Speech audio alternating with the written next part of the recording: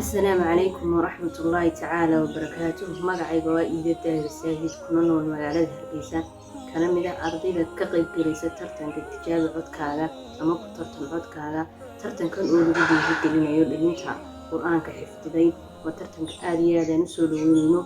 waxaana rajeynayaa inaan tartanka ku guuleysto insha Allah haddii Ilaahay idmo insha Allah bidnillah.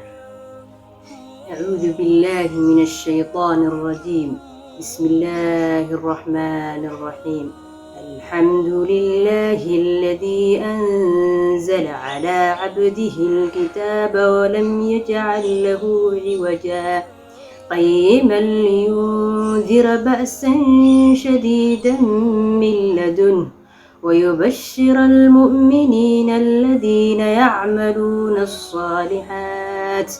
أن لهم أجرا حسنا ماكثين فيه أبدا وينذر الذين قالوا اتخذ الله ولدا ما لهم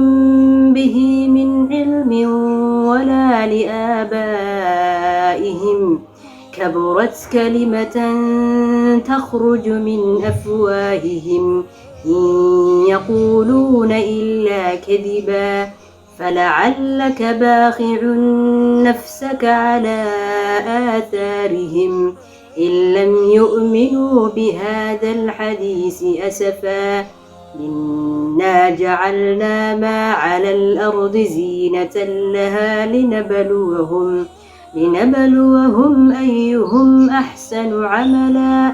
وإنا لجاعلون ما عليها صعيدا جرزا.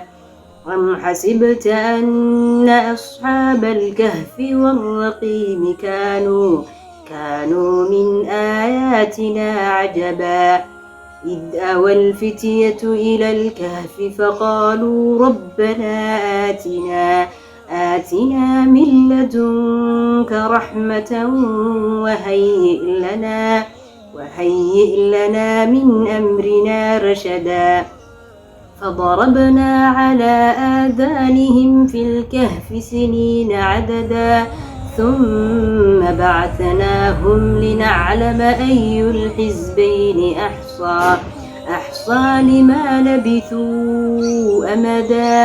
نحن نقص عليك نبأهم بالحق إنهم فتية آمنوا بربهم وزدناهم هدى وربطنا على قلوبهم إذ قاموا فقالوا ربنا رب السماوات والأرض لن ندعو من دونه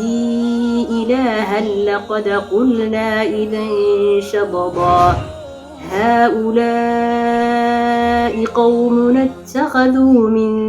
دونه آلهة لولا يأتون عليهم بسلطان بين فمن أظلم ممن افترى على الله كذبا وإذ اعتزلتموهم وما يعبدون إلا الله فأووا إلى الكهف ينشر لكم ربكم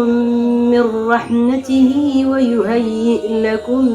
من أمركم مرفقا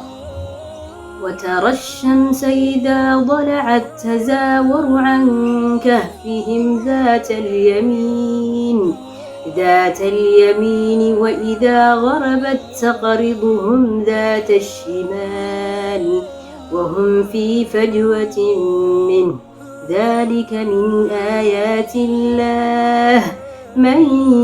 يهد الله فهو المهتد ومن يضلل فلن تجد له وليا